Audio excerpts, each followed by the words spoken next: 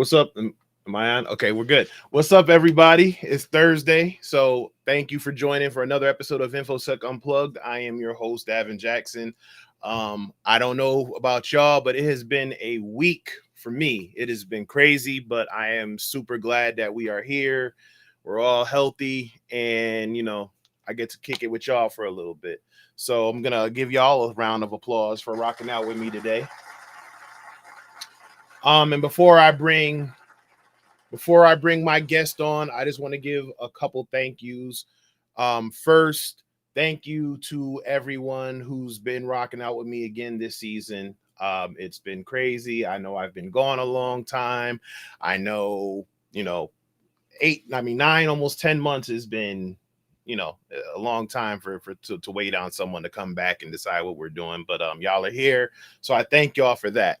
Also, I thank y'all for all the support and everything that y'all have been doing as far as with my announcement with doing the Alpha Cybersecurity or the Alpha Esports and Technology Center that I'll be coming out with this summer. So thank you for that. I'm going to applaud y'all again because y'all are definitely showing me that, I'm doing the right thing and moving in the right direction, and it's for a good cause. So again, thank y'all for that. And last but not least, I want to thank you for supporting. For those of you who have been or haven't or don't know, I did launch a LinkedIn course, and we're almost at 2,000 subscribers, 2,000 learners. So we're gonna applaud that again. Thank you for supporting the course. Like I said, we're just shy of 2,000 learners and counting. So thank you for the support for that.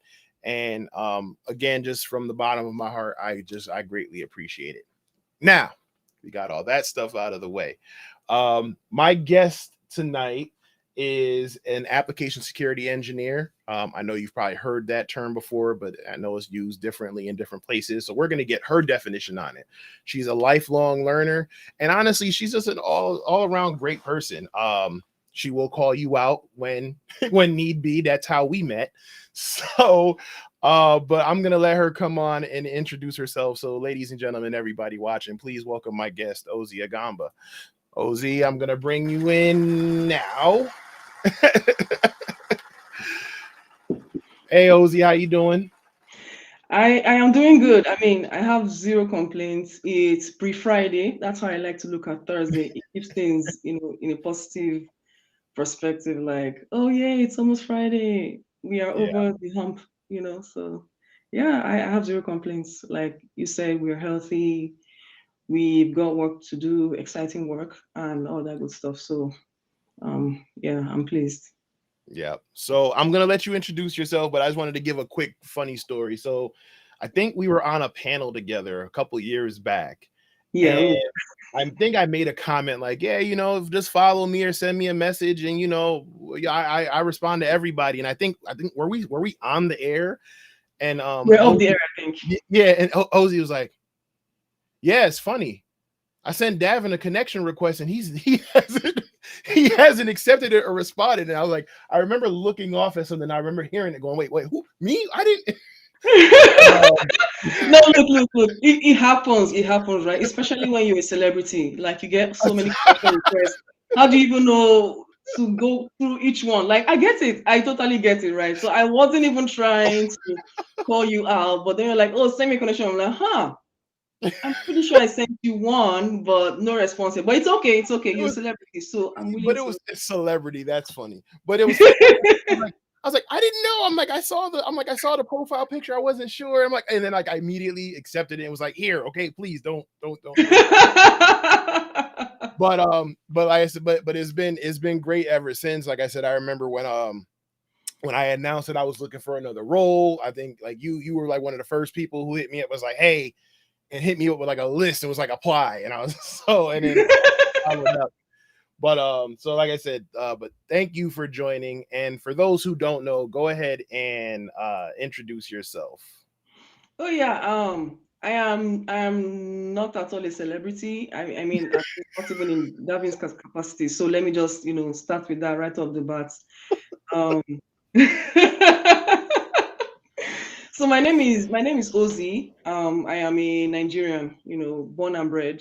I came here because we're all looking for greener pastures, right? So, if there are any Nigerian people out there, Nigeria representing, too much. Yeah. So my name is Ozy. I have been in the security field as a whole for almost half of a decade now. Um, Coming into security, it was just like, hey, I want to get my foot right in the door. And someone was like, oh, yeah, good, come in, boom. And I was right in application security, which is unique because most times, when you talk to people who are, in the application security field, you ask, how did they get in? It's mostly, I was a software developer or I was doing this other security related thing. But here I was, fresh out of school, having a master's degree, and it's just like, boom, enter this AppSec thing and figure it out. And I was like, what is an AppSec? What am I even doing here? What is this? What is this whole thing? So let me give you a bit of a history, how I got to that point. So I've always liked computers, right? So I remember my mom bought us our very first home PC. This was back in the days of Windows 95. Um, we had that this hunchback monitor and all of those things, and it was just exciting to me. And around that time I was actually preparing to enter the university or college, like we call it here in the US. And I just thought it was a natural choice for me to do computer science. And um, well, we didn't have any good examples of people who had done computer science around us. It was relatively like a new field, so everyone was like, "Oh no, absolutely don't do that." There is this guy who runs a cyber cafe down the road who is broke and nobody even goes there anymore. You're gonna be like him. I'm like, okay, fine, I'll do something else. I ended up doing chemical engineering, and it sucked. I mean, I'm not not knocking. I'm not knocking on like other chemical engineers. I have colleagues who are actually reputable doctors and doing very well as chemical engineers, but it just wasn't it for me. So that's why that is my story. I'm sticking to it. It sucked. Thank you very much. Anyway, so came coming off of that, I just felt this stirring within because I definitely felt like I wasn't enjoying what I was doing, and it didn't look like I would get into a career field where I would genuinely enjoy what I was doing. So I kept looking for ways to push back and find a way back into the IT field or an IT adjacent field. So my whole detour took me into like banking. So I worked in bank, first of all in sales, then later on in a back office function, basically, settling transactions between banks, right? So I think sometime in 2016, there was this ransomware breakout in the UK where several hospitals were attacked. And then I remember clearly, a couple of managers in my office then they had a meeting, and I was just like, what's this whole thing about? Apparently, the bank had received a memo saying that if we didn't, dot our I's and cross our T's, we could also be victims of the same attack in the UK. It was the WannaCry ransomware attack. And Mhm. so I thought, okay, so the UK is, this really big country, advanced in tech and all of those things. So I understand why they would be attacked, with whatever this thing is. And here I am in Nigeria in some bank. It's not even like the top 10, and somebody's thinking of attacking us. So it just got some wheels turning in my head, and I wanted to understand what this thing was about and why everyone felt it was a significant enough threat to where we needed to, like, put up our guards and, figure and just sort everything out. So my research took me through, what is a ransomware? How do you deal with it? Um, who are these people that write ransomwares and stuff? How do you stop it? And that's how I landed in cybersecurity.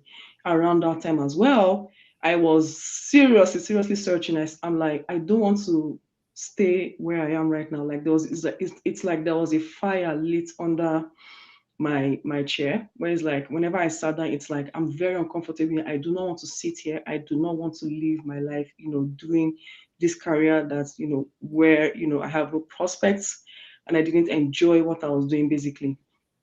So I just thought, wait, so cybersecurity is this huge field where there are many people that do things, there are people that are paid to actually attack, computer systems and all.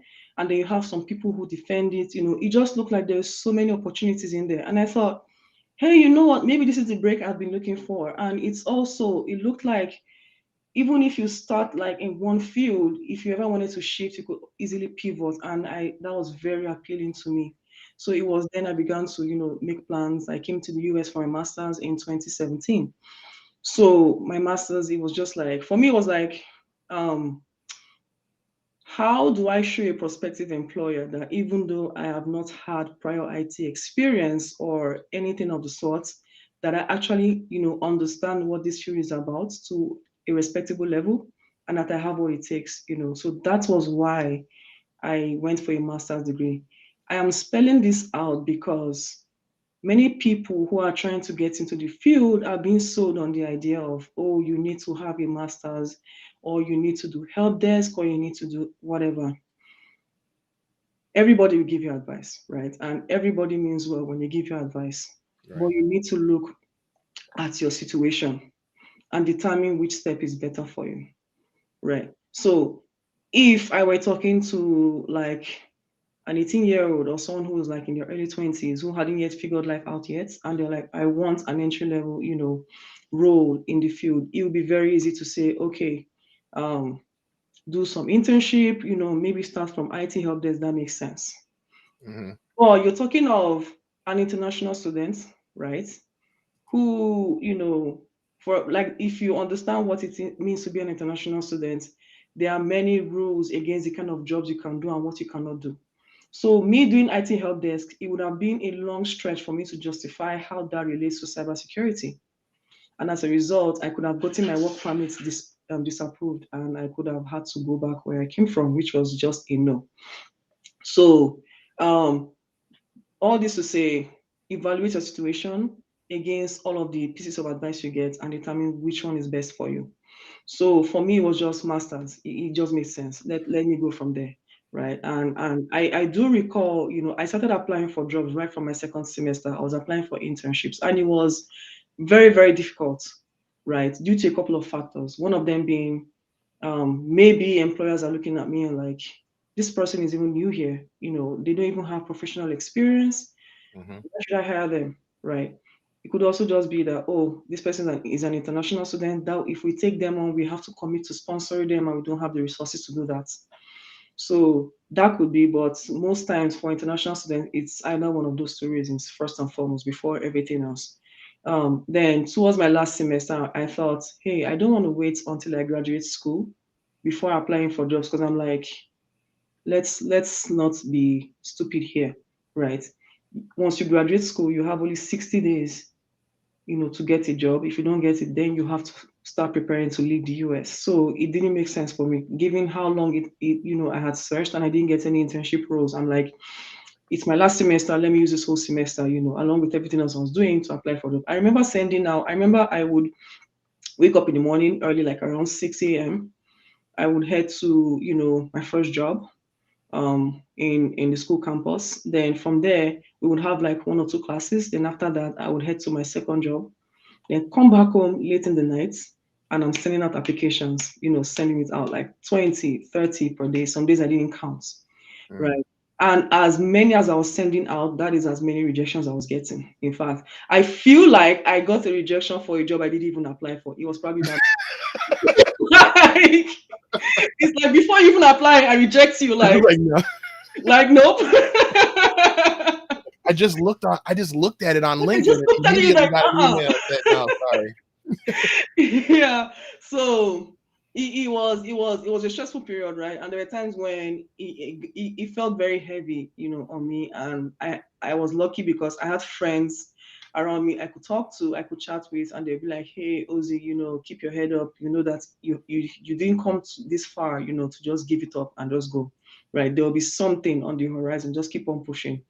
And luckily for me, like a month after I graduated was when I got my first role, right in AppSec. So I was, beyond delighted. It's like months and weeks and years of traveling and going through detours, going through a degree I didn't want, going through a career I didn't even want. Like it was the last thing I wanted. has finally paid off. Like I cannot begin to put into words how that felt for me. Yeah. So it was amazing. Now that was the first hurdle, gone. Like yes, we're finally here. We've arrived. This is it. Now, what is an AppSec? What are we even doing here? Well, Because before we go there, because you jumping ahead of me now. I do have a couple follow-up questions. So first of all, I'm not a celebrity. if you say Uh, so. but seriously though, thank you for sharing your story, because I don't think a lot of people understand how, how different it is for international students or people from overseas to go through that whole process. We just have to worry about applications as citizens, but then others, have to get their work visas and stuff like that. So thank you for sharing that and enlightening, because I mean, I didn't even know that it was, I knew it, but I didn't know like you only had 60 days before. um but you touched on a couple things. One, I find it interesting that even when you said you were back in your home country and you were looking at tech or cybersecurity as a career, they were like, no, this isn't, this isn't a viable option. Look over here. We had something similar. I had something similar. A lot of people didn't really quite understand. The only thing they really knew was like computer science or whatever. And it was like half the folk were either saying, you weren't too smart, you weren't smart enough, or the other half were like, yeah, but I don't see the benefit. I don't see how it works. And it's great that you stuck with it, because had you listened, you probably would have been doing something that you hated and invested a whole bunch of time in, and that you didn't really want to do. Same with me. Had I listened to everybody and it was like, yeah, but how are you going to do this and how are you going to do that, and what about, at the time, we had just had our first child, and it was like, well, how are you going to take care of your family? And Yeah. um I think it worked out okay. but but then the other thing you said, you went to college, you started doing chemical engineering, you decided you hated it and you wanted to move forward, and then you decided to go with the master's degree route. Now, to that effect, yes, the education and having the master's degree is definitely helpful, but I do also know that sometimes you still have to show some type of knowledge, whether it's hands-on or just just going beyond the scope of the education. Do you think your previous education as a chemical engineer, your previous experiences helped do what they call like transferable skills? Do you think that helped your previous experiences helped you transfer those skills into a role? Because most people don't just get thrusted into an AppSec role. Like I went from help desk to cybersecurity to consulting back to like pen, and then eventually went to AppSec for a little while, and now I'm so. But do you think that your previous experiences helped, you know, transfer those skills over to make that transition, I guess, seamless or easier? That's an interesting question, which I find a bit challenging to answer, right? Because yeah, talking of transferable skills, right? My first major was in chemical engineering, so I think about like anybody I tell it's like chemical engineering 5 years it sucked. I will never do it again, So with that in mind, I find it hard to kind of think and ponder on what are some of the skills that I got, as a chemical engineering student that were transferable to, my career as an application security person, right? Now, I can mention one or two, right? But they are not chemical engineering specific, if you understand what I'm saying. So I do recall, just because of the way the educational system was, we had to there are some courses we took that where it's like opening a book and you're asked to read this book that is in a different language because you're going to be tested in it later on down the line. So you have to strategize, right? There are people who were like, really good at this stuff. So you had to like, build the right relationships and whenever we would do some we would do some labs, it's like this thing is not working, but how is it supposed to work? So on my own, I would venture into this mental space where I look at the equipment like it's not working, but I have a fair idea of how it should work, right? And given the resources, I probably would have gone in and said, oh, hey, let's try and fix this up. But in the end, your environment matters, right? We're not given the support we needed. Even if someone said, oh, sir, I think I can fix this, or I think I can do this, we definitely did not have that support for that. So I will say that, those things that enabled me to kind of like, engineer my way out of certain problems, or just like figure out, what it means to be an engineer. It's very abstract. So that's why I can't really say, oh, that this is the skill, this is the one word skill that is transferable. But Right. it definitely influenced my thought process about, my approach to problem solving, and, just looking at different things. Then coming into, my career, working at a bank, right? I had to relate to different people. That was my least favorite part of the job. Like, I kid you not. That my stint working in sales, 100% do not recommend. Please do not sell products that you do not believe in. Please do not. It's very hard. It is very, very hard. Like, I have so many fun stories of that period of my life. But I imagine this is cybersecurity, not banking. So let's leave banking by the side. So I worked in sales. I just wanted to get out of there. So I wasn't even in the mood to learn anything about that. I wanted to get out of there. So I transferred to a back office function, which felt a bit more better for me. So when I was working in that function, I how do I say it? There are sometimes when there are new things that there is this whole thing where security doesn't evolve as much as technology does, right? Hmm. But when you've been in security long enough, there are some things you hear about, even if it's in a new technology, like your spider sense just perks up, like, huh, I don't think that is right, or I'm not sure that should be, or there could be a problem here. We need to check this out. So it's that kind of thing. The very first instance where I experienced like a whole, that spider sense kind of thing. I wasn't even thinking about security at the time. We're looking like at a host of transactions.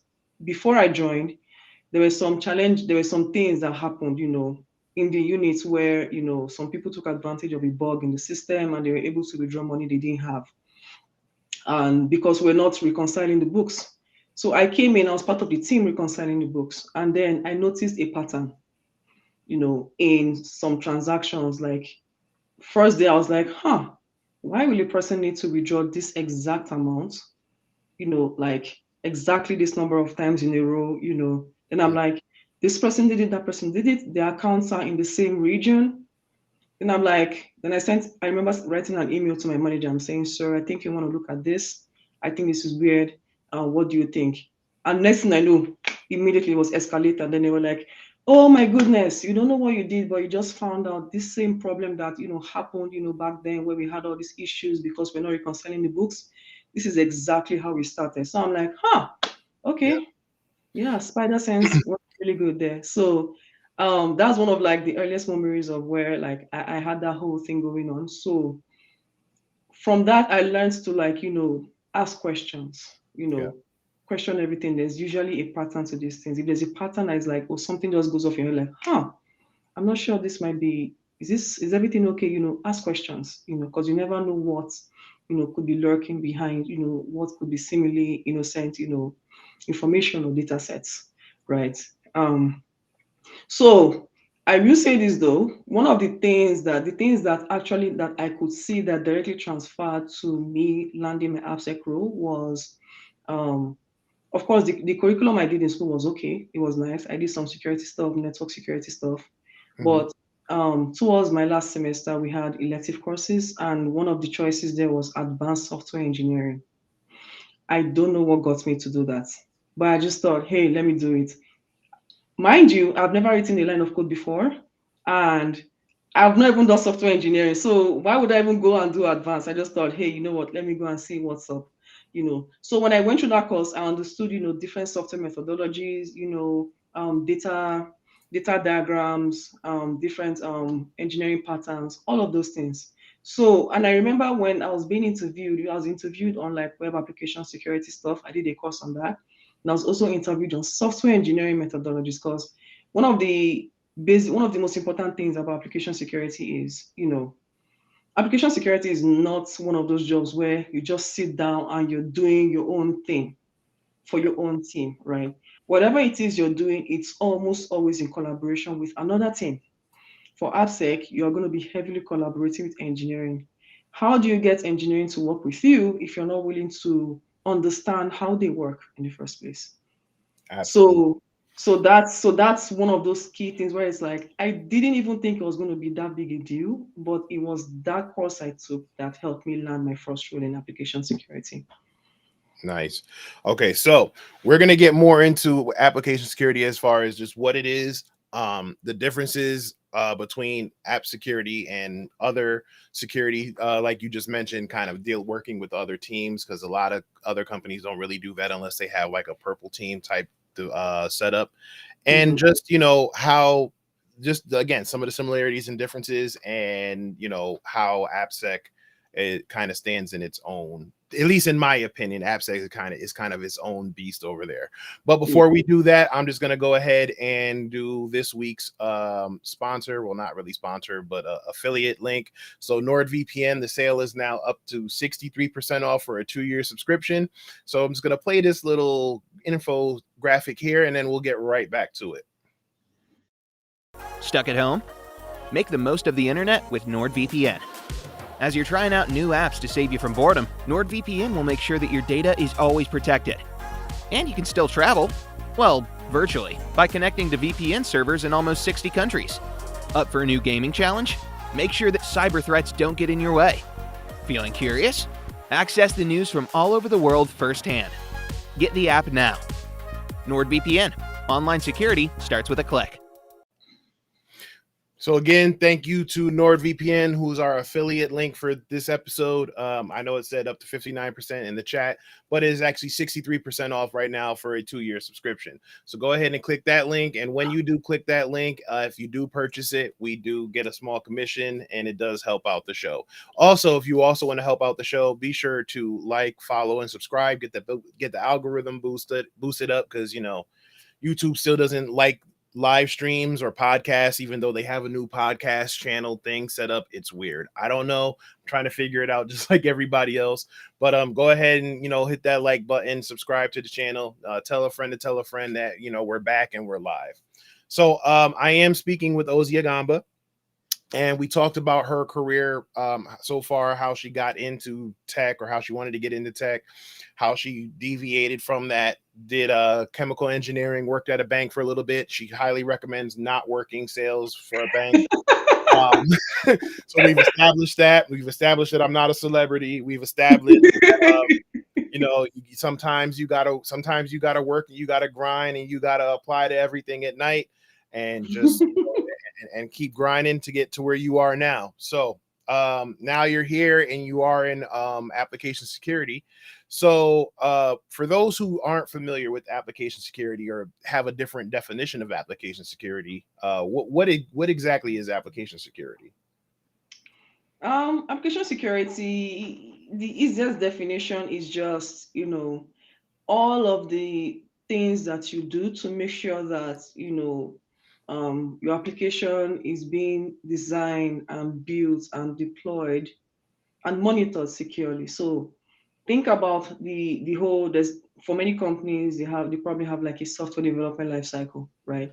So application security refers to every security activity that is involved with making sure that the whole process from the design stage up until when it's live and active in production, all of the security activities, that's what I refer to as application security, right? So that is the simplest way to look at it, right? It's not one particular thing. For some people, when you hear application security, they think about, oh, web application penetration testing. It is part of it, but there's a lot more to it than that. Man, I'll tell you, I worked in my first application security job was exactly that. I don't need the company who hired me wasn't even familiar with how application security worked, because they hired me and they said that they needed someone, an in-house pen tester, to work on their web app.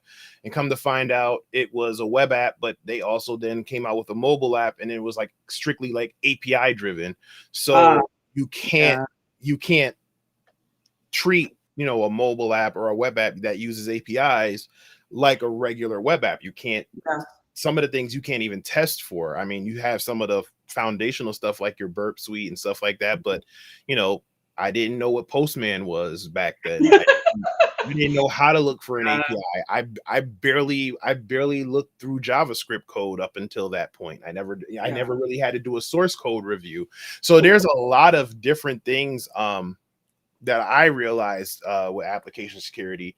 Now I know you kind of jumped into it from school.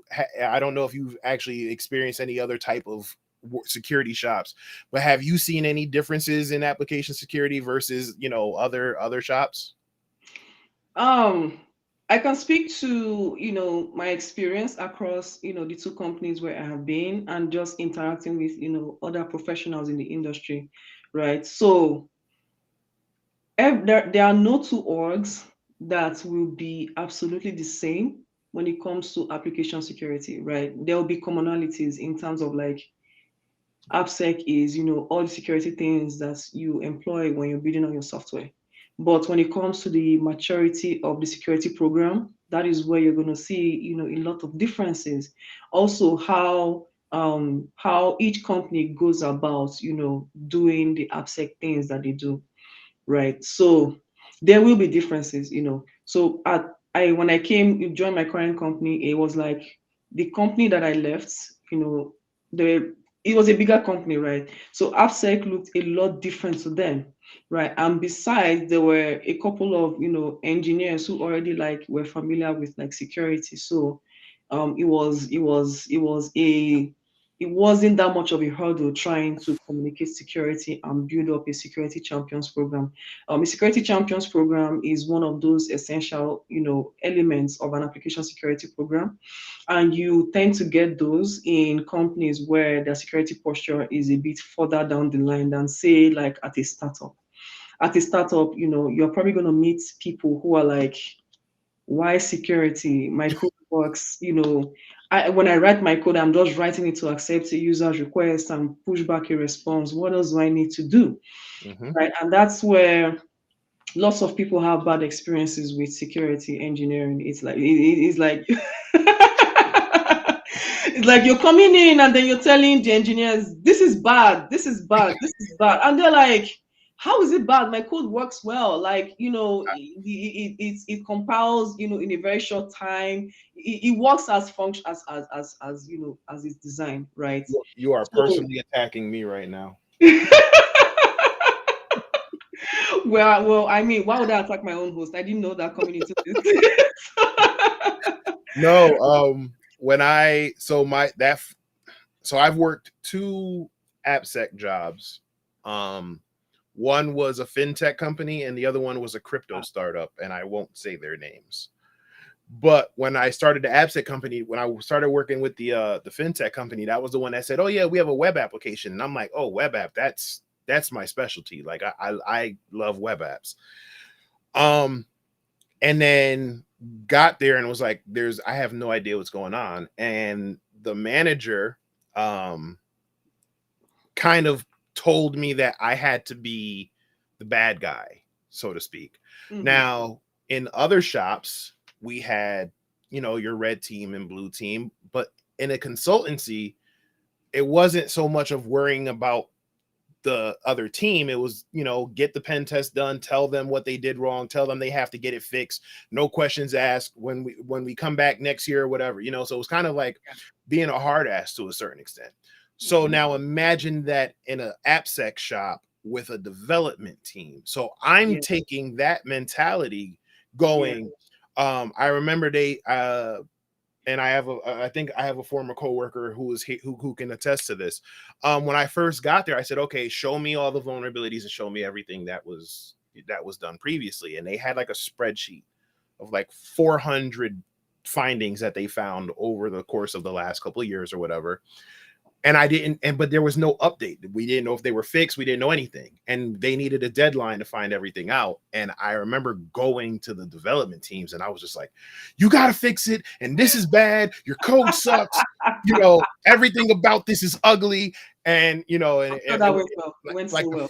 the first 60 days were contentious and rough. And then it was like, it wasn't until I said, okay, you know what, let me go sit with them. And I sat with them for like 2 weeks, right? So I didn't know how they did their sprints. I didn't know how everything. And then once I kind of saw that, I'm like, okay, they're under a lot of pressure too. They have, they're working on these 14-day sprints. They're trying to get all this stuff done.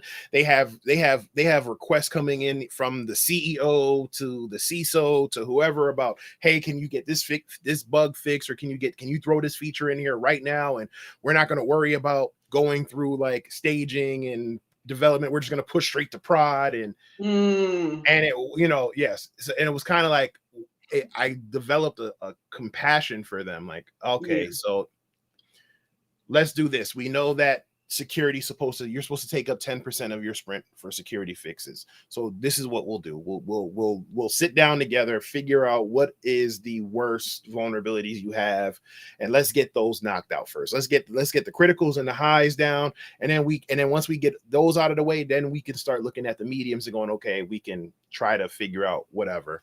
And it worked for a little while, but then there was still that clash because they have certain goals in mind, we have certain goals in mind, no one's communicating or being the mediator. And I ended up leaving that one, and then I went to a crypto startup, and that one was a little bit more mature, so they had security champions and stuff like that. But one of the things that I also learned there is, when you're working with something as volatile and as ever changing as the crypto space, you'll wake up some days and be like, what the hell happened? And they're like, oh yeah, we pushed this overnight. How, like I'm literally in the Postman group with you when the code changes come through, so there was a lot of stuff with that. One very key thing that I have noticed though with application security, and this is universal everywhere, the success of application security is it hinges on being able to get management buy-in. So if management from the very top they don't care about security, like why should we? Because in the end, the instructions that go to engineering team will come from the top, right? So if you're able to build friends, with those people at the top, and you're letting them know that, hey, this is how it impacts us as a business, connect security to like the bottom line, then that way they can actually be your own champions. They can be the one championing security for you. So that's where it starts from. If you don't have management support, you end up doing whack-a-mole all the days of your life and then fighting in between when you're not doing that. So yeah. And I think one of the biggest points that they fought back on was the whole pushing left ideology. So for those who don't know, pushing left is the concept of trying to get security in the pipeline, as early as possible. Because usually, like Ozy said, security is an afterthought, especially with applications. They just want to get it up and running. Some of them literally started in a garage together, or like got like a co-working space, sat at a Starbucks one day and just all typed up some code and put it out. And then it blew up overnight, and now they're trying to keep up with their success. And it's not until either A, something bad happened, or B, they're trying to get to that next phase of the startup or get some type of funding or something. And then they go, hey, are you guys SOC compliant or PCI compliant? And they go, oh. What is the SOC? Like, I'm wearing socks right now, if that's what you mean. Yeah. Yeah, it's like SOC 2. Like it was like like, so again, the first fintech company that I worked for, they were just trudging along, and then all of a sudden, I guess there was something they wanted to do to get to that next level, and they said, you're taking card payments, you should probably be PCI compliant. Oh yeah, 100%. So my first day on the job, which was like January, they pulled me into a meeting and said, we want to be PCI compliant, and you have experience with PCI. And I'm like, yeah. And they're going, great. We want to be PCI compliant by June. From 0 to 100 in 5 seconds. So it literally went from and so now going back to the story of me kind of browbeating the development teams, this is what I have in mind. And it was like, and if you do it, it'll be so great for the company. And long story short, to pat myself on the back, and I'm actually going to give myself an applause for this, we did, the whole team, I'm going to give credit to the whole team. We did get PCI compliant by June, or like the end of June. And to show their appreciation for it, I got a nice little shirt that said PCI compliant. Shirts? Yeah, it was a polo shirt, at least, I mean, it was breathable, it was nice. Fabric was nice. I thought I would have got a bonus, but hey, but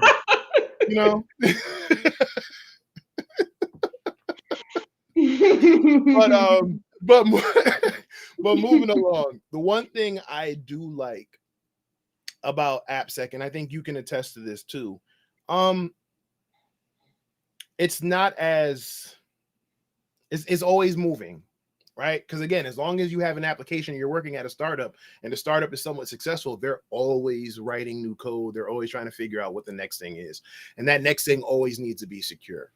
And I even though it's fast paced and it can be stressful at times, I kind of miss it, as opposed to the traditional side of pen testing, where I'm pen testing an Active Directory environment, or I'm pen testing this. I like the fact that it's like, oh, I'm gonna test the web app version of this, and I'm gonna test the mobile version of this later, and that there might be a cloud element. And I mean, that's where I was introduced to APIs in an AppSec shop. So it forces you to be constantly learning. Right. I mean, some of my best exploits came because I was literally like you were talking about, you were following anomalies and certain things that when you were working at the bank.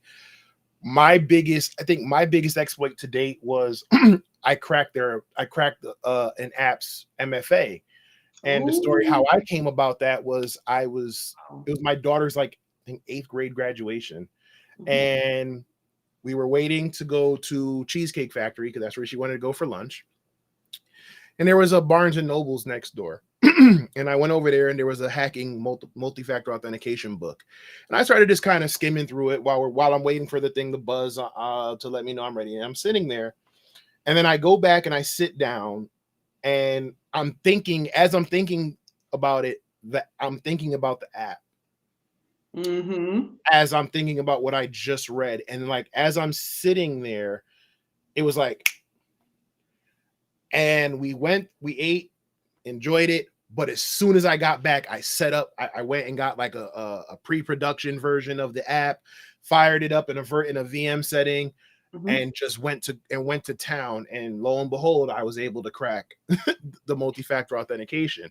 So so when you were saying that about having that curiosity and having that itch, like I said, I call it the itch in the back of the head. Like it's and I mean, sometimes it's hard to turn off. Like we were at Disney one time, and we were looking through the park when they had the wristbands, and it was communicating. Like, hey, yeah. And it's to the point now where, like, when my wife sees it, and she's like, "Don't you start? We're on vacation." Like, okay. But that being said, that's one of the things I like about AppSec is the fact that you can learn while it's one of the few jobs that actually encourage learning while you go, or being a constant learner. So again, you were talking about how you enjoy learning and being a lifelong learner. So why don't you go ahead and talk about that, and talk about how being in the application security space allows you to to learn constantly. Oh yeah. So like with AppSec, you're definitely collaborating with the engineering team, and that necessarily means that you're either moving at their pace, or somewhere close. So if you look at how, depending on how your engineering team evolves, when they're picking up new technologies or adding new features, that will mean, there's that much, many things for you to learn, right? And when you go from, team to team, or from one company to the other, they probably have different tech stacks, and that will mean that you're learning different languages. It is just like a nature of the role. You might get to a point in your career where you tell yourself, okay, I think I am good at only this one language, and this I only want to work at companies that have this language as part of their tech stack, and that's fine. But depending on what's important to you, when you jump from one team to the other within an org, or jumping between different companies, their tech stack matters, right? So there'll probably be something you've never heard of before, and for you to actually contribute, you need to understand what is going on in that with the engineering team. So learning how they do stuff, learning their tech stack, and so that way you're able to insert yourself and find ways to partner with them. So that can look like learning a new language, or someone puts out an insightful blog about attacking containers, for instance. You're reading that up and you're looking at, hey, I feel like that is a problem, Hmm. a challenge I will face with. Let me see if this is also something that I can find here, and then come up with ways, to make it better, right? In fact, there are some orgs you joined where you're actually, as part of you working with the engineering team, you'll be required to contribute to their code base. It's not like that everywhere else, but that is just part of the whole thing. So what lifelong learning looks like for me is just, hey, wherever you are, whatever you do, you need to keep an open mind, learning new things. There's a new update for a tech stack you're using. Is like, okay, what is new in this update? What are the security implications? Right? Are there any, or if someone brings a new technology, you're looking at it like, okay, what does this technology say about security? Because that will determine to a large extent, the kind of challenges you will need to face once that technology is embraced, right? So historically, and I'm only saying it, based off of my experience in my brief, how many, less than half a decade, right? So my experience, like whenever I'm having to review, like a new product or a new technology or a new tool that the engineering team wants to use, I always like to check and see if they have like a section dedicated to security. So what that tells me is this team knows that this team is not just building technology, they are also considering security in that build, right? So that security doesn't lag behind. And it makes it easier for you as a security engineer to say, okay, these are the considerations that they're making, because if they are not making those considerations, then you would have to do that yourself once you imbibe that technology. So it's just so many things, right? And sometimes I liken, the way I peruse like a lot of things. I almost feel like as if I probably have ADHD, but I don't know if that is the case. Because I remember like today I have a couple of window tabs open, right? So for articles that came up during this week, and I'm like, hey, I want to read this up, it might be nice. Then I'm reading it, and then I read it and I'm like, oh, this is interesting. Then I pick that word and I'm looking for it on Google, and then I see a white paper. I'm like, oh, let me read that white paper too. Then I'm going to come back here. So you just jump in between different points, and next thing you know, you land in a rabbit hole. So you, this thing requires discipline. It's Yeah. fun in the beginning when you're learning all the things, but you can easily get overwhelmed. So discipline is required, for sure. Yeah. I actually do have like I have like with Chrome browser where you arrange your different tabs. I have a tab group specifically for like articles and reading. So I dedicate like one day in the week to Mhm. go through all of those articles and make notes, especially as it applies to whatever it is I'm trying to do at my current job, or something that I think would be very useful in the future. Yeah. I have bookmarks and folders of like GitHub repos and articles and stuff. Um, but I'm the same way. Like if I see something that's interesting to what I'm doing, I'm like, oh, like one of the things that I learned, I think I was watching a YouTube video about checking for S3 bucket security, or checking to make sure that if the S3 buckets were exposed to the public, and it was literally like, oh, okay, you know. Yeah.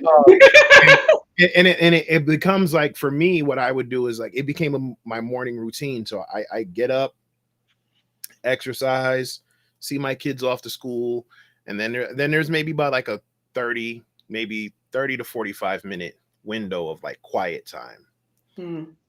And that's my time where I'm like, I go to review certain things, or I go to look at certain things. And then I go, okay, I will email myself. I'll text it to myself if it's on my phone. I will share it. So this way I'm like, okay, I have to remember to go back to it. Because to your point, I have like the ADHD thing. I feel like that too. Or I actually feel like after everything with COVID and stuff like that, I feel like my short-term memory is just like shot. So I don't know. So I don't know if it's because we've been cooped up in the houses, or if it it is an after effect of COVID. But I do notice sometimes like I go into like a brain fog. So I literally have like hundreds of emails and links and stuff like that I just kind of go through. I'm like, oh yeah, that's right. I'm gonna look at that. Yeah. But one thing I usually tell, and I'm gonna, and this moving, because we got a few minutes left. When I go into an AppSec shop, especially after the debacle with the first AppSec job, some of the things I do as a security guy, especially on the offensive side, I ask for like a history of like their GitHub repos from like for like the last year.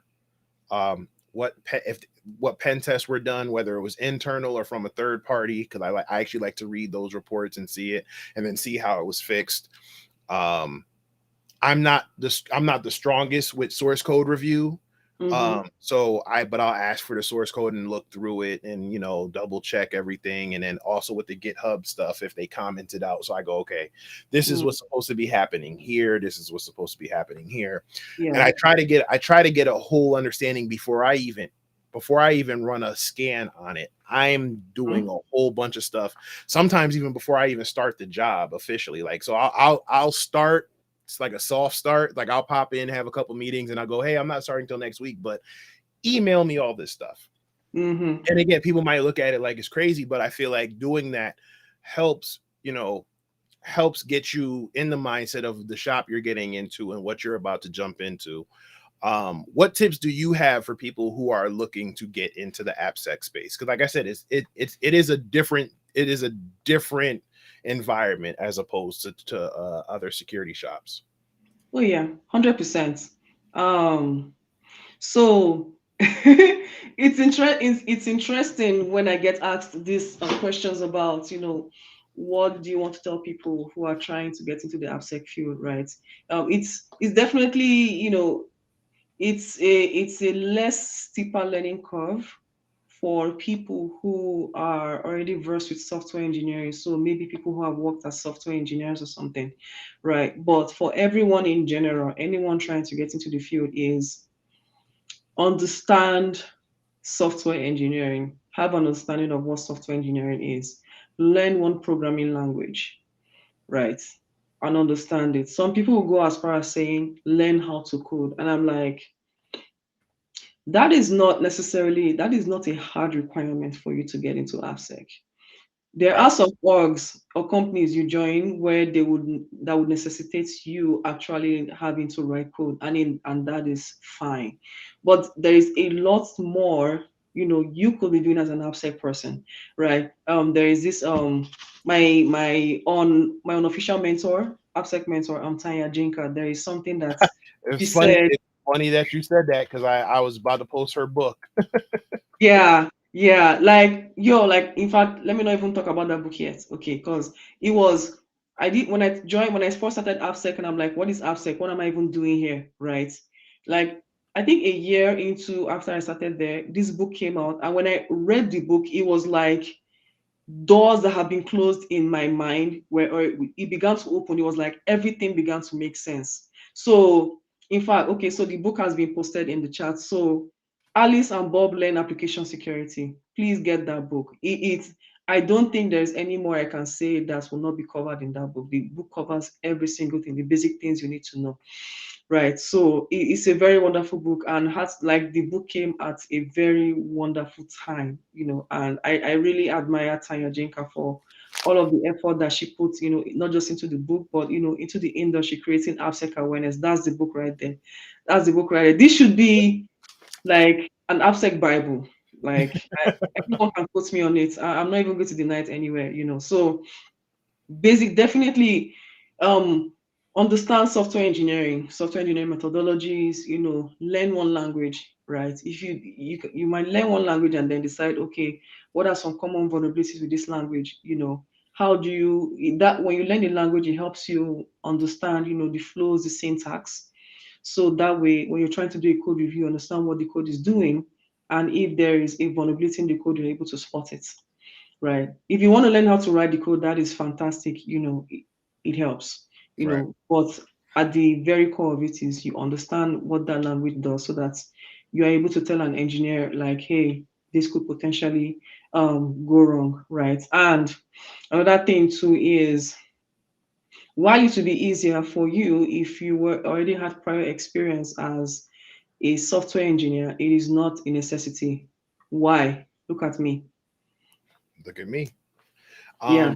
Like I said, I learning how to code is great, right? Like I said, I'm not strong. Code is my least strongest point. I mean, that's part of the reason why I avoided tech, because I always thought back in my day, um the only thing we knew about tech was computer science, and the only thing we knew about computer science was coding, and I avoided it. I avoided coding. I could either, I just thought it was too difficult, or I just could not stay engaged. And this is back in like C++ and C stuff like that. So it was like, Lord, no. And then the things that would have had me engaged in learning how to code, I didn't want to do anything that was too risky. My mother worked for the police department, and I was terrified of doing anything that could get me in trouble. And the crazy part was, I wasn't even worried about the cops. I was worried about the cops telling my mom, and then my mom coming home and then calling my dad. You're like going all the way to get to your mom. I was like I'll tell a story. One time I got in trouble and I got pulled over, and the cop looked in the car and he looked at my mother's ID and said, "Have a good night." And I was like, "Oh no." And my friend's going, "Dude, we got off." And I'm like, "No, we didn't. I'm in trouble. And like 2 days later, my mother goes, "Hey, can you pick me up from work?" And I go to pick her up, and she walks out with the cop. And it was just like, you could have just yelled at me. Like, that would have been better. Yeah, like, you didn't have to yell. You didn't have to get my mother involved. But but yes, I did put the link to Alice and Bob Learn Application Security in the chat. Again, if you are interested in application security, she does a great way. She does a great job of explaining it and also keeping it short and concise. And then if you actually go to her website, We Hack Purple, she actually has like courses where she's even explaining it, and they have like printouts and little things like worksheets that you can work with. And I actually used it in my AppSec shop before I quit. So but no, seriously, it is a great book. So I highly recommend reading that book. I highly recommend everything that I was saying, that Ozy was saying. Like I said, you don't have to learn how to code. You just have to kind of understand what the code is doing. And another thing that I would say is open up your developer tools while you're looking through the app. Right. So if they have a web version of the app, have it open and do a split screen with the web developer tool, so you can see what code is being ran. So at that point, okay, this is what I was doing. Like I went and made, and again, this is me, you don't have to do this, but I actually created like a whole like mind map, like a whole sheet, right? So it was literally like log into the app, and I took the snippet of code and put it there, and it was like going out to whatever for MFA or SSO or whatever the case may be, this version of it, right? And then it was like, then it split. It was like, were you authenticated? Yes. Okay. And then here's what this code is. Were you not? Was it no? Here, and I did this whole breakdown. And like when they finally said, well, again, when they're like, wow, you kind of progressed fairly quickly, what did you do? And I like sent it to them, and they were like, you're crazy.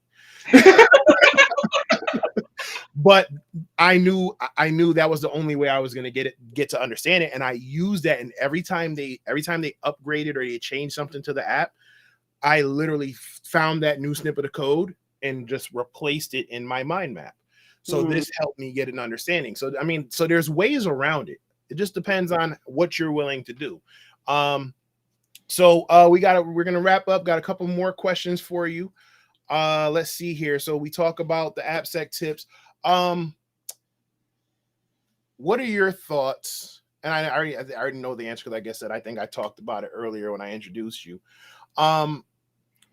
What are some tips that you would give to people who are looking to get into the field? Let's go that way, so I don't repeat myself. So into the field, like security as a whole, or just AppSec? Get security as a whole. Let's go there. Okay.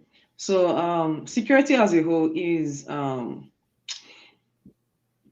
one advice I'll give definitely is um if your heart is in it, stay the course, right? And your background doesn't matter as much. When you talk, there are many foremost professionals in the field, and when you hear how they started, you're like, what? You did library information sciences. I actually know someone who did library information sciences as a major, and she's doing so well in the field. She's proud. She's very well known out there.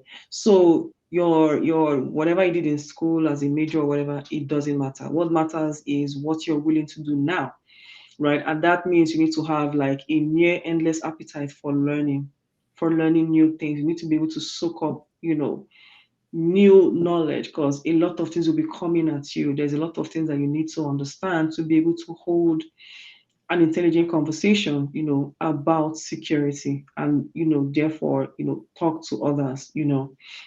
So that's one of the first things I will say, right? There will always be gatekeepers, people telling you what you can do or what you cannot do. Surround yourself with the right gang, with the right pack, people who have been through what you're going through and who can offer you that motivation that you need. Another thing too is to get a mentor, right? I think about how my journey would probably not have been as difficult if I had a mentor who had gone through what I went through. Hmm. Because what a mentor would do is they would give you, career advice, and sometimes even sponsor you, be a reference to you for you at other companies, right? Which is one of the things that motivates, me whenever like I'm on LinkedIn and then someone puts out an SOS saying, I've been trying to get into the field and I have this problem, I don't know how to figure it out. That's like I jump right in and I'm, talking to them, encouraging them, and then, giving them tips and all of those things too. So one other thing too, when you're applying and you're looking at when you're searching for jobs, do not focus on the job title alone, because security means different things at different companies. They're also called different things at different companies. You might be at a company doing security as a security analyst or as a security engineer. We know what those two terms should actually mean, but the job responsibilities might be exactly the same thing. So don't get too hung up on the titles. Rather, pay attention to the job responsibilities, right? And if you're new, when you're new to the field, it might be hard to say, are these job responsibilities right or okay? And then again, that's where you need a mentor to kind of show you, what are some things you should be looking out for, right? So those are some of the basic things, right? To get a mentor, stay the course. It can be hard, it can be tough, more so in these times when lots of companies are laying off. But you need to surround yourself, with the right people, with the right tribe who will encourage you and keep you going. I've heard some people also give advice around volunteering at your local security event, like B-sides, or if you have like a local DEFCON meetup, or OWASP, volunteer there, and get yourself out there so that everybody can, so that you can, that's where you get to meet with other professionals in the field. And you never know if someone might have, something that you want. So long and short is don't give up. You know, the path you're going through is new to you, but it's really not new under the face of the sun. There are like thousands of other people who have gone through it. So don't be afraid to reach out, even if it's to a random person, for help and say, help, I see you're in this field. I'm trying to get into this field. I am struggling. Please help. You reach out to 1,000 people, at least one person will be able to reach out and say, hey, this is what I think you should be doing, and this is how you can go about it and stuff. So yeah. Yep. Don't be stubborn like me after a few rejections and start ignoring people.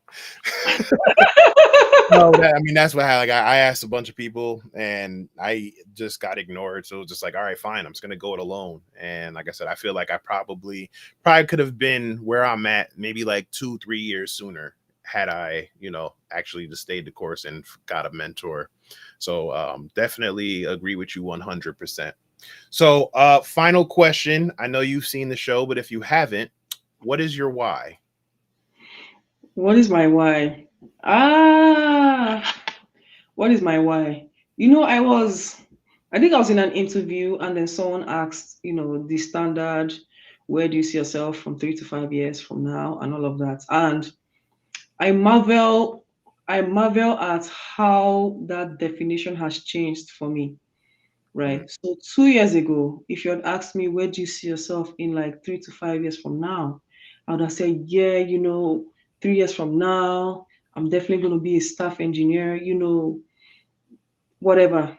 But I realized that at the time, what was appealing to me about being a staff engineer was the prestige that came with the title. mm, Right. But then again, when you realize that the things you think that you cannot do until you get to that level, you can actually do them at whatever level you are, it just changes things, yeah. right? So someone asked me recently, like, where do you see yourself from 5 years from now?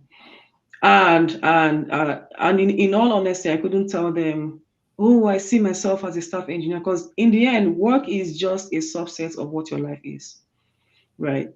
But I find that the thing that gives me joy basically is being in a position where I can help others, right? I see areas where I have struggled, where I have suffered. So if I can reach out, turn back around or reach back down the ladder and help somebody who is on that same journey as I was, and just make things a little bit easier for them, it's just one way to make the world a better place. So my answer to the person was something along the lines of, I don't know if I'm going to be a manager or a staff engineer or whatever, but I do see myself, being in a position where I have enough of a reach to where I can help people who are helping others. So we have that kind of community going on where it's like someone shouts SOS, trying to get into, security or AppSec or whatever. It's like, hey, I got you, pull that person back up. So I think that is my why, just being able to reach out and help others and, make some, be of some use, or impact their lives in some type of way. You know, the way it manifests for me at work is, and I usually mention it this way, is like I like to be in everybody's business. So part of that is just me being inquisitive. Part of that is just I want to see ways that I can help. Well, basically, it's like, yes, I'm just going to be in your business. Oh, what? You're a backend engineer. Okay, so you're working on that API. All right, what does it do? All right, thanks for telling me. That's just it. So yeah, that's the best way I can describe it. Nah, I love that answer. I love the fact that you talked about how it was one thing, and then you came to a realization. That's how I kind of started off the season saying the same thing. I thought I wanted to kind of just move on up in the InfoSec world. And now I just kind of like, nah, I think I'm done with InfoSec. Not done with hacking, not done with helping people get into the field, but I just think I'm done with the hamster wheel. And now I'm just kind of I'm trying to do things my way and on my terms. So definitely love and respect the answer. So Ozy, thank you. And we started off the show with you saying I was a celebrity, but I think you definitely need to be one, and people need to find you and know more about you. So go ahead and tell people how to find you so we can boost you up to celebrity status. Well, I am definitely not chasing celebrity status for sure. I'm okay. I'm okay just working behind the celebrities like Davin and the rest of the crew. You know me, like I'm just sitting in the back. Even from when I was a kid, I like sitting in the back. I'm one of those backbenchers who are like, oh, the unserious, unfocused ones are sitting in the back. I'm usually one of them. That has always been my thing. But I'm usually very active on LinkedIn, so that is the best way to reach me for the most part. So yeah. Okay, see? And if she sends you a request, make sure you accept it. Otherwise, she's going to get on a stream with you and call you out. I will only do that if you're a celebrity. But you did it. But again, I'm not a celebrity and you did it to me. But anyway, we're not going to argue about it. Ladies and gentlemen, everybody watching, this has been my guest, Ozy Aghamba. Ozy, thank you so much. You're Thank you for welcome. joining. Thank you for sharing your story again. Thank you for being so transparent and sharing your experiences with AppSec with us. I'm not gonna lie, it actually made me miss the AppSec shop. You might as well come back. There's always space. There's always room for one more. Yeah, I know. We'll see.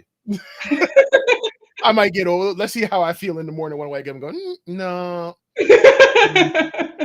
No, I don't miss the sprints and the prod and pushing the prod and the last minute stuff, but we'll see. We'll see. But everybody watching, thank you for joining. Thank you for welcoming my guest and listening to her story and listening to what she's doing in this space. Thank you for just being a member of the pack. Again, please remember to like, follow, and subscribe. Also, share the video with your friends. Tell a friend to tell a friend. Thank you to Tanya Janka for writing the book. And I will see y'all next week. If you want to support the show, be sure to, like I said, like, follow, subscribe. You can also go to Buy Me a Coffee /DJax and, just buy me a coffee, because between doing this and getting that tech center and esports stuff set up, I'm definitely losing a lot of sleep. So I can definitely use some coffee right about now. But make sure you stay tuned next week. I have another guest, and we're just going to keep the ball rolling and keep the show on the road. So until next time, everybody, y'all stay safe, and I will talk to you next week. All right.